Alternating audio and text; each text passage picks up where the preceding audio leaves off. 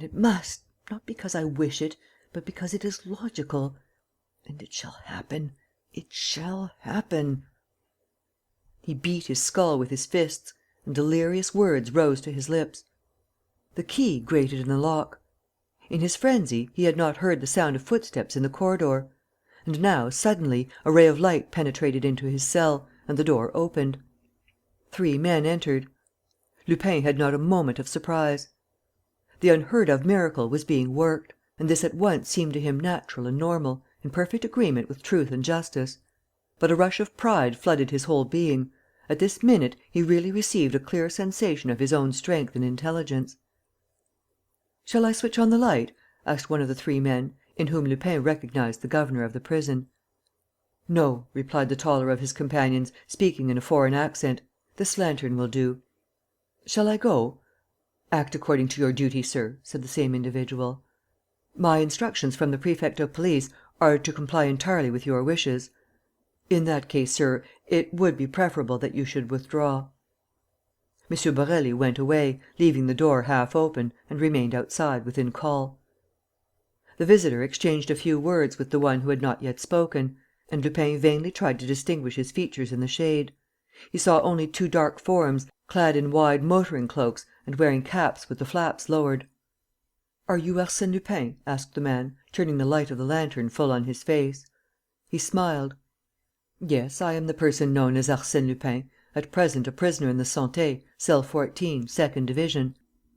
"Was it you," continued the visitor, "who published in the Grand Journal a series of more or less fanciful notes, in which there is a question of a so called collection of letters?"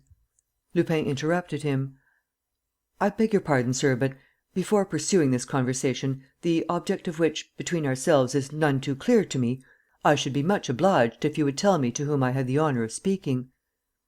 "Absolutely unnecessary," replied the stranger. "Absolutely essential," declared Lupin. "Why?" "For reasons of politeness, sir. You know my name and I do not know yours. This implies a disregard of good form which I cannot suffer." The stranger lost patience. "The mere fact that the governor of the prison brought us here shows that M. Borély does not know his manners," said Lupin. "M. Borély should have introduced us to each other. We are equals here, sir. It is no case of a superior and an inferior, of a prisoner and a visitor who condescends to come and see him. There are 2 men here; and one of those 2 men has a hat on his head which he ought not to have." "Now look here. ..."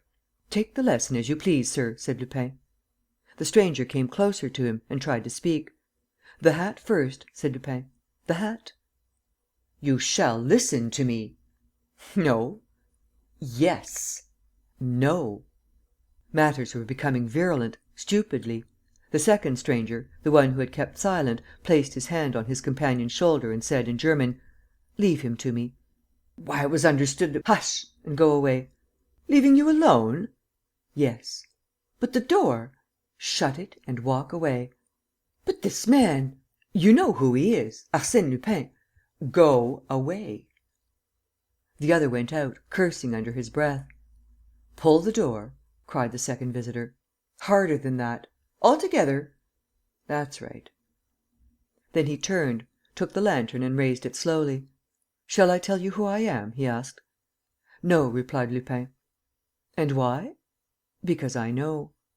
"Ah! You are the visitor I was expecting." "I?" "Yes, Sire."